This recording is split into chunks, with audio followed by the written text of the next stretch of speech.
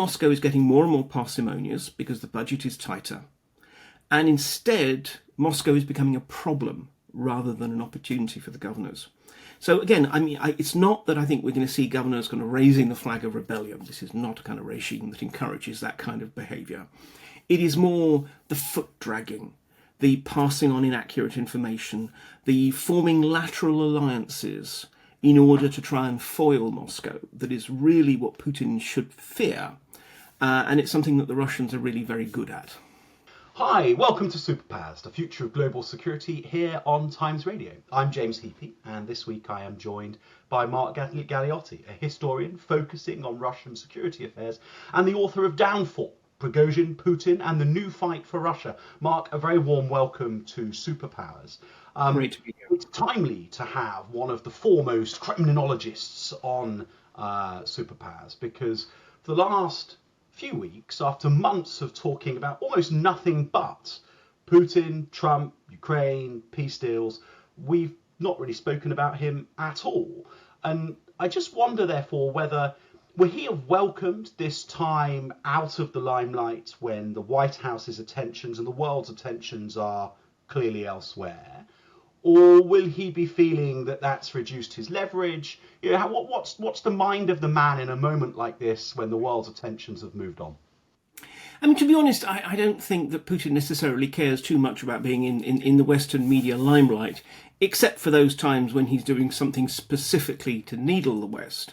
No, I mean, from his point of view, this has been great, because the explosion of the crisis within the Middle East, and it's the way it has sort of metastasized, particularly the degree to which that hung over the NATO summit, which was, after all, meant originally to be a sort of another grand restatement of the West's commitment to resist Russia and support Ukraine, has meant not only that there's been sort of a practical realignment of effort towards the Middle East, and we've seen this particularly with American arms transfers, but also a kind of a psychological realignment. And that's fine for Putin, because as far as he's concerned, he's launched his summer offensive.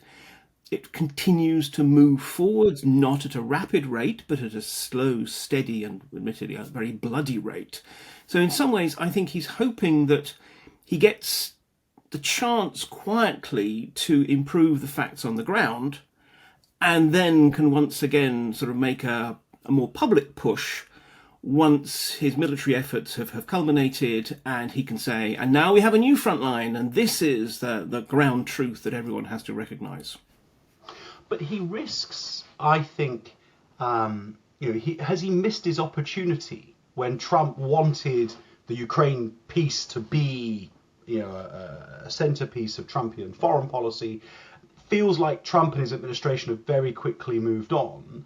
Now, that might mean that Putin benefits hereafter from their ambivalence, but it could also mean that Putin ends up being disadvantaged because the American position remains one of sort of fairly overt support for the Ukrainian cause.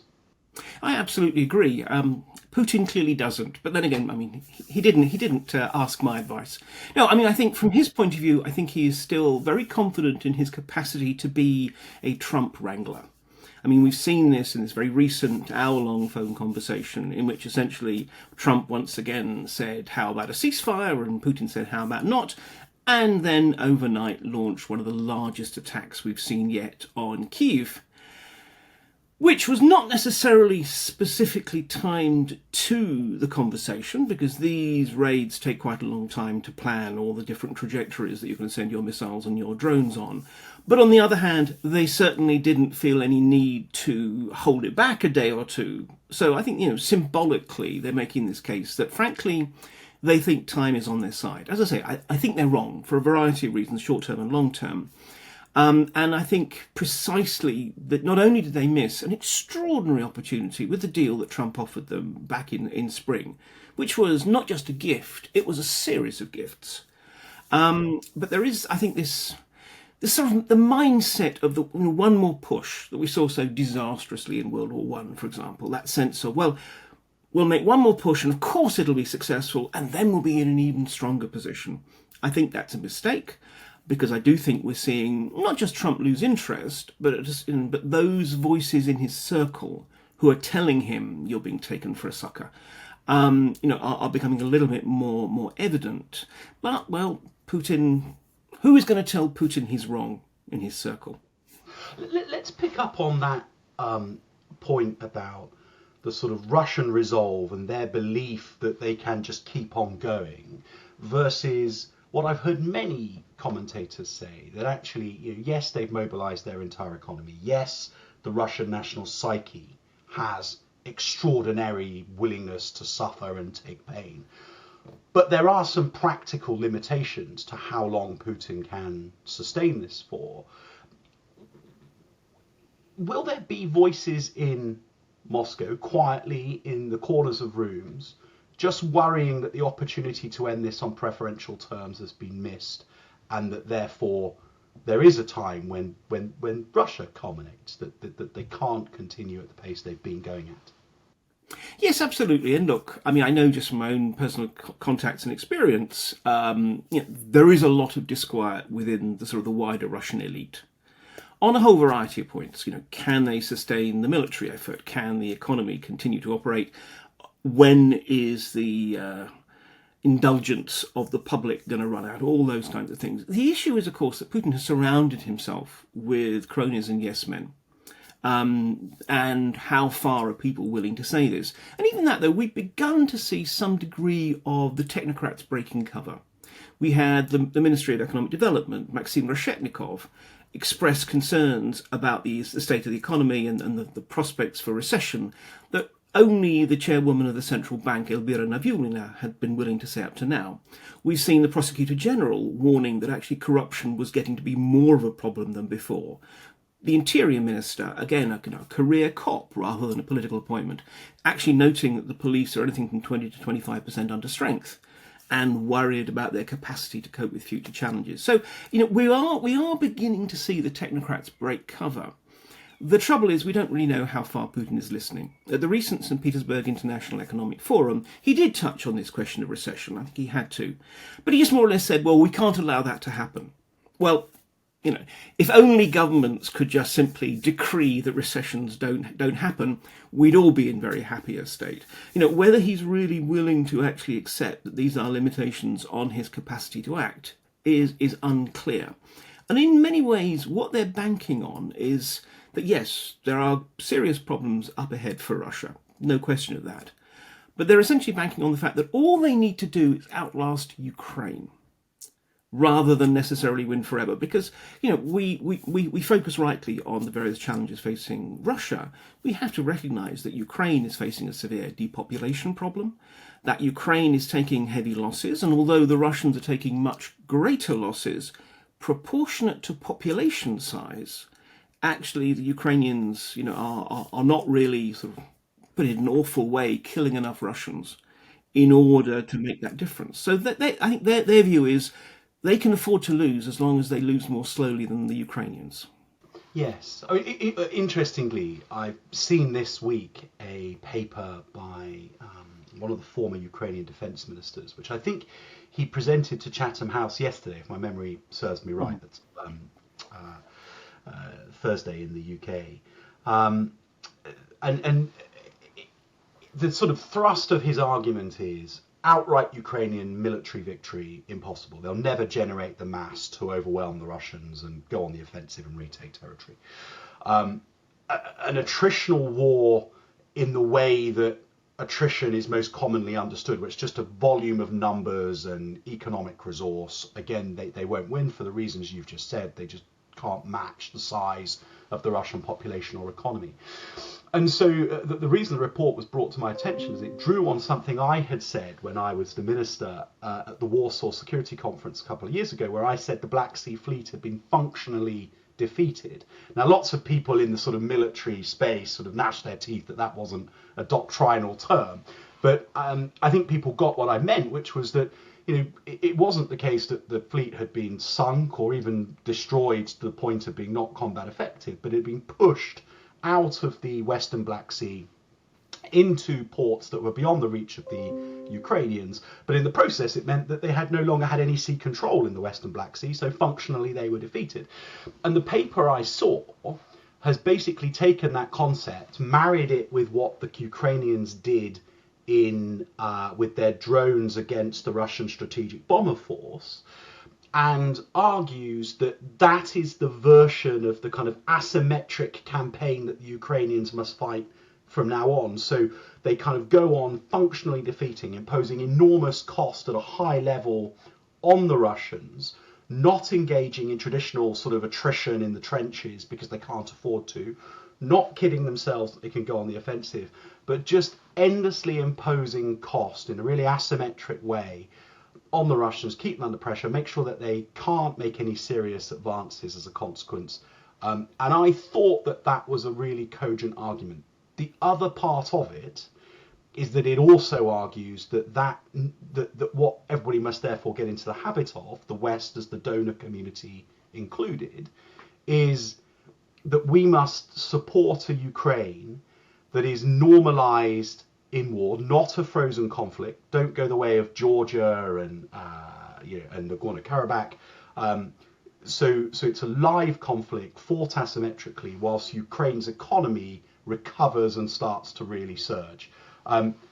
Discuss. It's a view, but I wonder how credible it really is. I mean, I think it's actually a very sensible approach.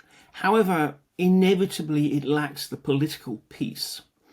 Because the problem with this is it's all very well saying, well, we will concentrate on these various asymmetrical attacks. 2 points. One is, obviously the Ukrainians have demonstrated themselves to be phenomenally imaginative, inventive, and when need be, ruthless in their operations. That shouldn't obscure the fact that the Russians also adapt. And it tends to be that, the Ukrainians will do something and then the Russians will work out a countermeasure. So we focus on look what the Ukrainians have done. Whether it's in terms of their use of, maritime drones and whatever else, the Russians do catch up in their own way or follow on. Secondly, the enemy always gets a vote on the battlefield. And it's all very well saying, well, the Ukrainians have to accept that they can't launch offensives, but that more or less means that the Russians have the initiative on the ground. And what happens if they decide to say, well, okay, so we won't launch offensives either. We will just content ourselves with the fact that we can, let's say, after they've straightened out their battle line slightly, we have 20% of Ukraine. That's fine for us. You may not want a frozen conflict, but unless then you're in a position to actually begin to force it on the front line, it's very hard not to make that at least a freezing or cooling conflict. So I think what this really speaks to is, and so my last point is, what is really important about this is not that this is suddenly the answer. I think it may well be part of the answer. But it is for the first time, and it's sad that it's basically in year 3 of the war, for the first time we're actually having a serious conversation about what does victory look like, which we haven't really had before, or certainly not on a kind of combined Kiev and its friends level. We've talked about the fact that under international law, every single Russian soldier ought to withdraw from every single square inch of Ukrainian territory. Well, that's fine. That is not a credible and realistic outcome in the immediate or foreseeable future. So what else counts as a victory? Now we're really talking about that, and that really matters. Yeah, I think that's a fair criticism. The various theories of victory that were circulating when I was in office were incredibly ambitious, frankly. I mean, it was that if we gave the Ukrainians 3 to 5 years of training and rearmament and investment in their industrial base, they could adopt NATO maneuverist tactics and generate the scale in order to commit an outright defeat on the Russians. But we had to put time on their side. I think that the reality of events as they've unfolded is that was a hopelessly ambitious ask, and that what we're seeing now is a more realistic conversation around a theory of victory. I do share the Ukrainian concern that a frozen conflict is not in their interest. I've heard Germans argue very passionately that a frozen conflict is fine because the inevitable success of the rump of Ukraine once it's joined the European Union benefits from freedom, democracy, prosperity. Over time, Ukraine will naturally reunite. But of course, that hasn't happened in Korea. It is not automatic that the German experience is translated. And my sense is that the Ukrainians need to do enough to keep the conflict live. Yeah, exactly. But that also sort of comes with a cost. I mean, which at the moment the Ukrainians are still willing to pay. For all the problems they are having recruiting enough manpower, nonetheless, there is still a clear sort of national commitment to fighting. This is not something that Zelensky is foisting on his people, no matter what Russian propagandists love to say. But again, I mean, I think that this is what I mean. I mean, I think this is the start of a conversation. This is the start of a debate rather than an end. And obviously, it needs to be a fairly accelerated one, and it's got to be one that the Ukrainians lead on clearly. But there is this issue of, is it possible for the Ukrainians to put the kind of pressures that it takes to force a vicious authoritarian leadership who clearly regard something that they can at least call a triumph as a politically and maybe even actually existential question for them? And that is the tricky one. And overnight, we have seen another iteration of this sort of asymmetric attempt to kind of functionally defeat Russia. In the case of what's happened overnight, a decapitation exercise and go after a senior officer. My suspicion is that to Putin, life is cheap. But is life cheap even when it is senior generals and admirals? I mean, the issue is, I mean, if we take, for example, this particular case, General Gudkov, head of the Russian Naval Infantry, the Russian Marine Corps, he was, let's be honest, actually a very able and well-regarded officer. Not all of the figures who have been killed in these operations have been. I mean, there are a few cases where actually I almost thought, in hindsight, actually the Ukrainians would have been better to leave that particular individual in place. But that's always the way. I think what we're not seeing yet, and again, this may well happen. I mean, again, these things are processes more than anything else. We're not yet seeing, for example, people wanting to avoid being promoted to senior ranks in dead men's shoes because of the risk, and any sense of a kind of a wider pressure within the military. And in part, again, this all links, unfortunately, like everything, it all links to the economy. They're still essentially fighting with volunteers who are attracted by massive payments. That is beginning to get to be a problem. Some regions are actually trying to scale down the payments that they offer, which is going to have an inevitable impact sort of on the capacity to continue to recruit volunteers. Now, so long as it's volunteers, there is a considerable degree of kind of general public acceptance. It's almost like the sense of they're playing the lottery. If they win, they get amounts of money which, given they come from poor regions, will be transformational to their lives. If they lose, well, their families will still get massive payouts. If actually they can't continue to sustain this process, they're going to have to start sending in conscripts. And that's the point when all bets are off in society, because there is that sense of, no, that's not the social contract. But also within the military, I think that's also will be a step change where they think, hang on, something is going seriously wrong. And we've seen, again, you mentioned, I'll throw in the inevitable double plug, in my and Anna Rutunyan's book on Prigozhin, Downfall. One of the fascinating things about that mutiny was not just that it happened, but that when it happened, very few people were willing to join the mutiny who weren't in Wagner, the mercenary army. But more striking was the degree to which so many other units along the route of march decided to basically sit it out. They weren't willing to actually resist Wagner either. If this was a vote of confidence in Putin, essentially they abstained. Now that's important because, again, it suggests that there is at least a constituency that is perfectly willing, if someone else does the dirty work, to let someone else take place in the Kremlin and maybe a different policy over Ukraine. So, yeah, I mean, this is why I'm always leery, because we always want to see the fall of Putinism as just over the horizon. And that too often means we end up sort of just simply thinking that, time is always on our side. It may take years, who knows. But I think there are enough signs of warning that, in fact, a continued campaign could actually begin to hit the brittle points within the Russian system. Tell us about the Russian system. I think people sort of have their have a reasonable understanding of Putin, the man, after 3 years of the war. But how does the Russian regional system work, and what is the influence of governors? And you touch there on the trigger that could be conscription. When when a governor feels that their region is being unequally imposed upon, what recourse do they actually have? What is there enough for Putin to fear? Well, the interesting approach is actually this is very similar to what happened in late Soviet times. In theory, the Soviet Union was this massive, hierarchical, regimented political structure. In practice, especially after it collapsed and we got a better sense of what had been going on beneath the surface, it is clear that there was considerable scope for local officials, especially when they formed these sort of cabals of like-minded individuals, to conspire against Moscow. And that didn't mean challenging Moscow openly.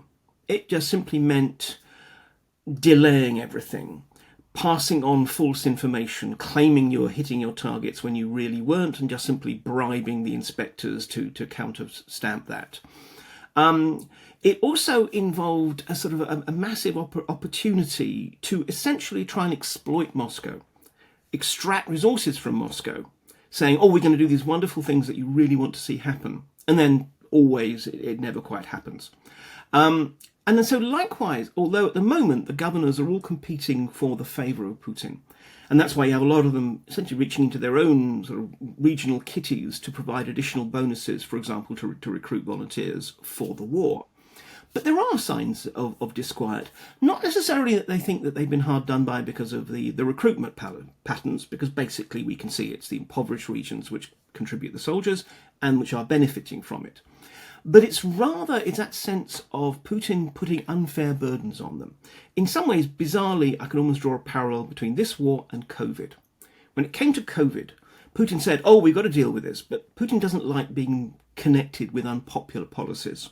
So he dumped the whole responsibility on his government, his prime minister, and on the governors. And some did well and some did badly, but all of them, frankly, almost all of them, resented this process. Well, likewise, we're now reaching that stage in the war, whereas at first the war was a bonanza for the regions, that they could get more money out of Moscow to recruit troops and everything else, convert factories to defence production, all that. Now Moscow is getting more and more parsimonious because the budget is tighter. And instead, Moscow is becoming a problem rather than an opportunity for the governors. So again, it's not that I think we're going to see governors kind of raising the flag of rebellion. This is not a kind of regime that encourages that kind of behaviour. It is more the foot dragging, the passing on inaccurate information, the forming lateral alliances in order to try and foil Moscow. That is really what Putin should fear. And it's something that the Russians are really very good at. Well, one of Putin's key gubernatorial supporters has been Kadyrov, the governor of Chechnya. He is reported to be in ill health. How important is Kadyrov as a strong man within the Russian system? And if his demise is imminent, is that a destabilizing moment for Putin? Absolutely. It's something that in many ways the Russian elite at once praise for and dreads. Kadyrov is massively unpopular within the elite. Only really Putin and a couple of others of his henchmen really support Kadyrov, who exactly has used the opportunity to extort huge amounts of federal funds. Basically, every time it looks as if the government is going to step down the amount of money they send to Chechnya, much of which gets skimmed off by Kadyrov for his prestige projects and his fancy lifestyle. Well, that's the point when Kadyrov essentially starts making a problem. He maybe muses about standing down, or he, as he has done more once or twice, essentially launched incursions into neighbouring regions or whatever. He causes a problem and Moscow backs down because they basically have convinced themselves that he is the only man who can keep this very turbulent, violent, rebellious region under control. Now, if he is ill, and look, we've had the on and off, Kadyrov's dying, oh, he seems fine, Kadyrov's dying, so we have to be cautious. But on the other hand, there clearly is some evidence behind the idea that he has something seriously wrong with him. If he goes, there is no clear successor. His sons are too young, and anyway, they're just spoiled brats with no real political weight to them. Moscow has a candidate that it would quite like, a man by the name of Galeotti, who's currently the commander of Chechen forces in Ukraine. He's seen as a little bit too house-trained by Moscow for most of the interests within Chechnya. And in Chechnya, you still have virtual private armies in existence. And so the big fear for Moscow is if Kadyrov goes, and if the succession isn't handled smoothly enough, if Chechnya once again becomes a problem, well, we've seen in the past that the internal security forces are not up to the job, not alone. In the past, when you really needed to quell Chechnya, you have to call in the army. And the army's busy at the moment. And this could pose an interesting strategic challenge for Putin.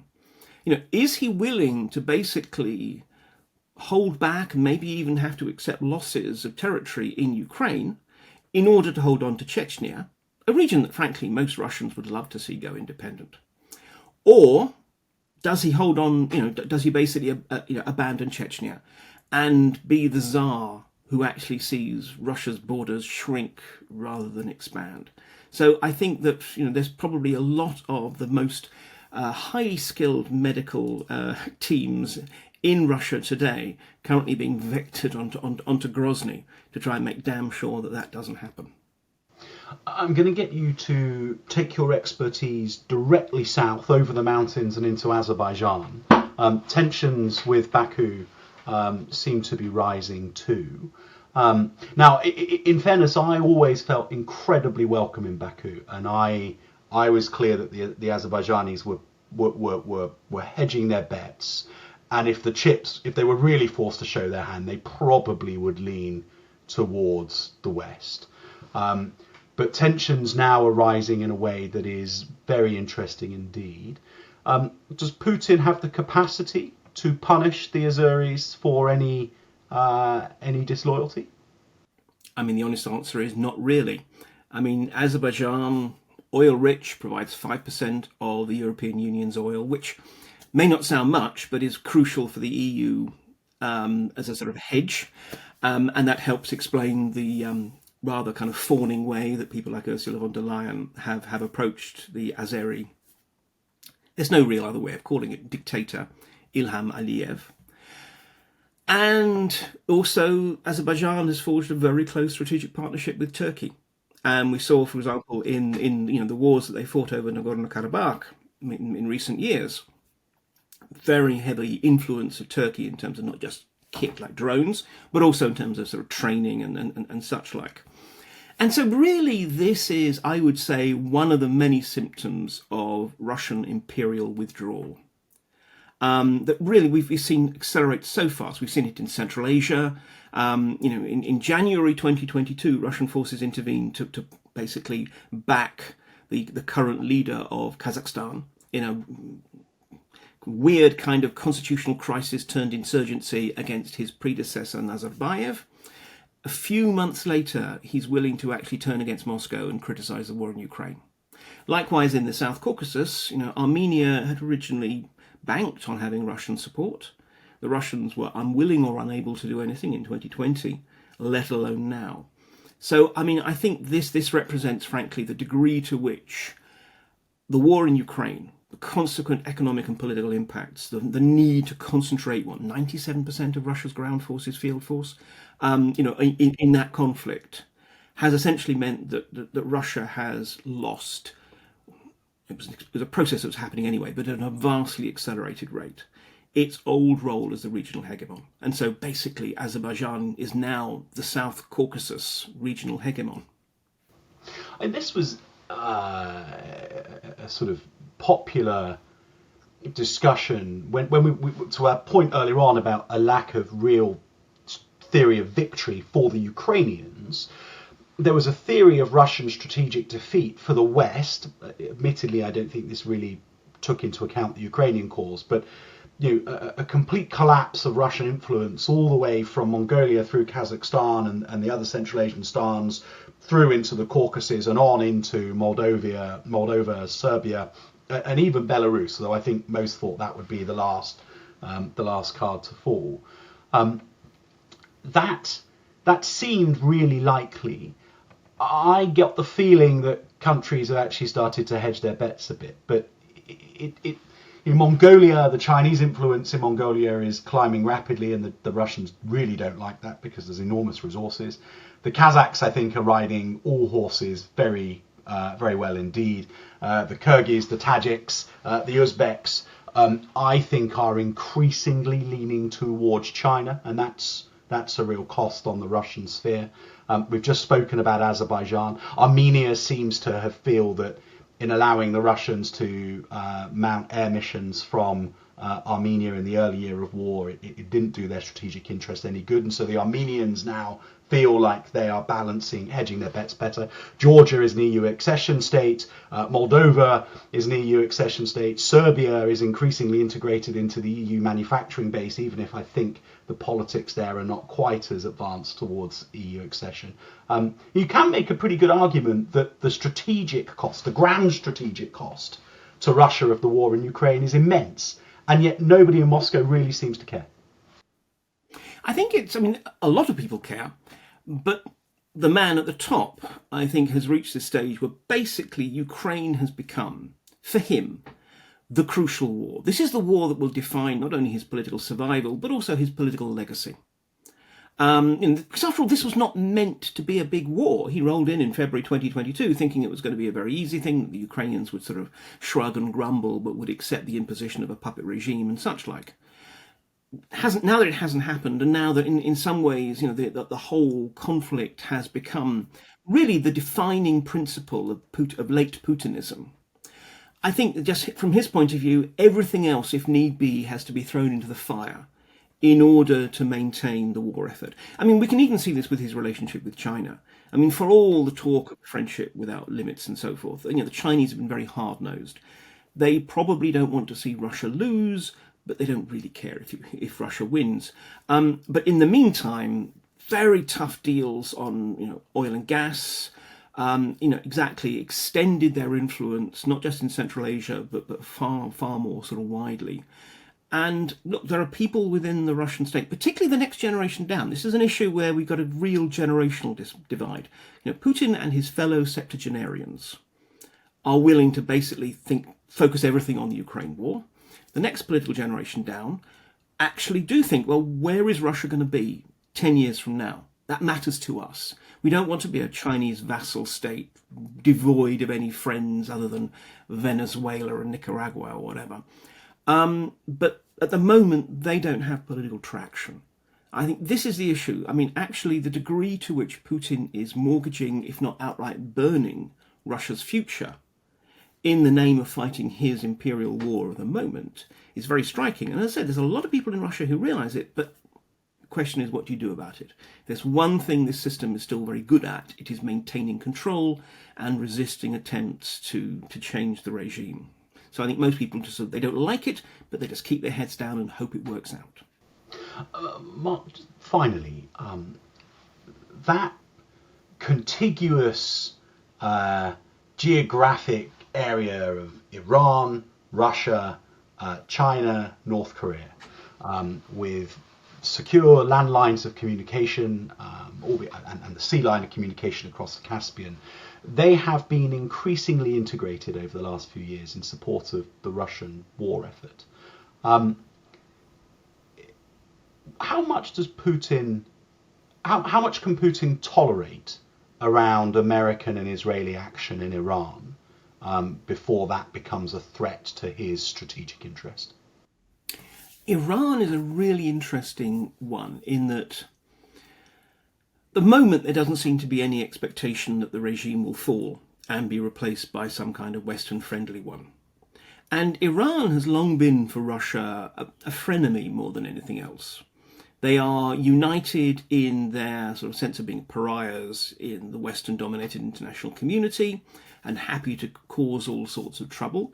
And obviously in the first year and a half or so of the war, Iran was absolutely vital for Russia in terms of supplies of drones, missiles and other forms of ammunition.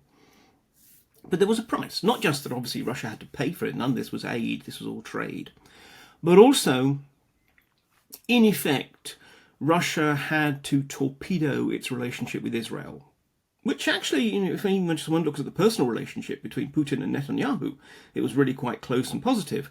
But after the 7th October attacks, to keep Iran happy, the Russians ultimately, reluctantly, had to back Hamas, and obviously infuriated Israel in the process. So, Iran was therefore an ally, but a very pragmatic one. By now, essentially, Russia now produces the drones it needs at home. It doesn't really need, obviously everything helps, but it doesn't really need Iran anymore.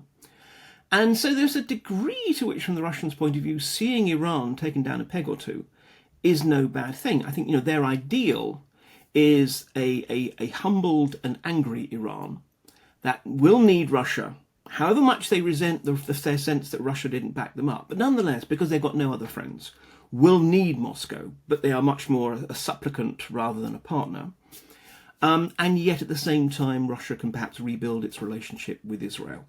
This is, I have to say, something of an optimistic fantasy, I think, from Moscow's point of view. They often are very, very adept at managing the complex diplomacy of the Middle East. It's an area they do have not just history, but also a lot of expertise. But it kind of presumes that everything will go right. And I think everyone knows that plans in the Middle East very rarely always do go right.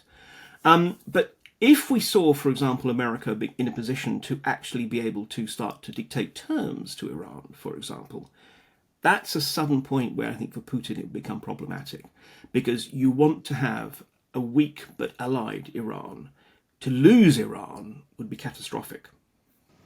I think I'm going to test your patience by giving you a finally, because that Russian adeptness at navigating the Middle East, one of their key strategic interests in the region is their warm water port at Tartus, and also their Syrian air bases, but particularly Tartus.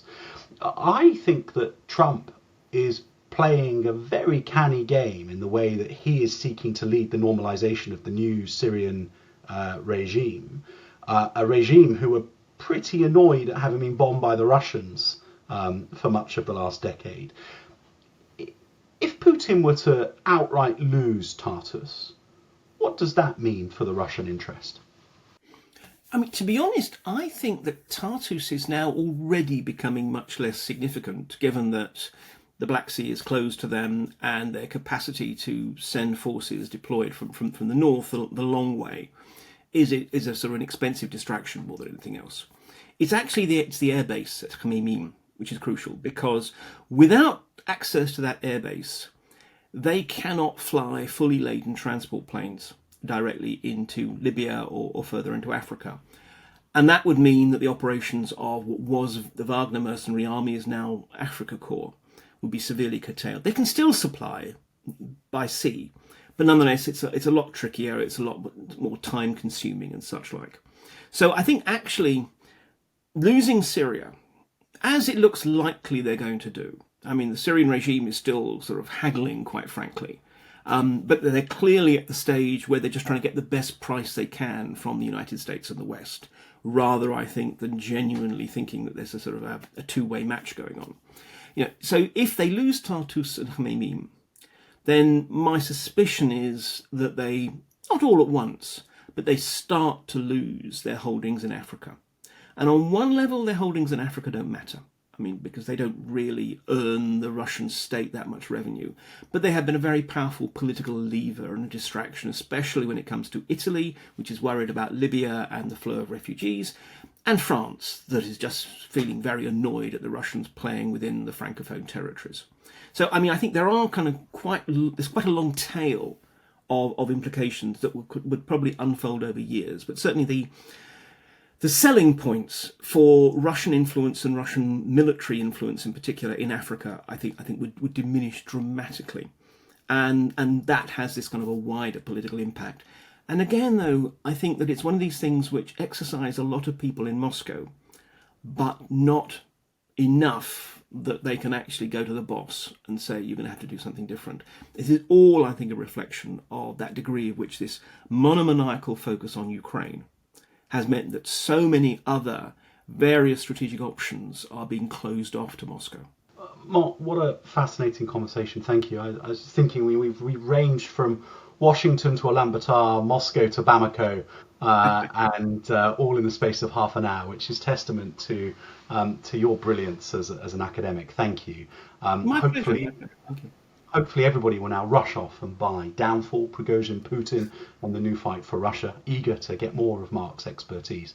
But for now, you've been watching Superpowers, the future of global security here on Times Radio. For more of Times Radio's brilliant geopolitical content. Please subscribe to the YouTube channel. But for now, see you next week.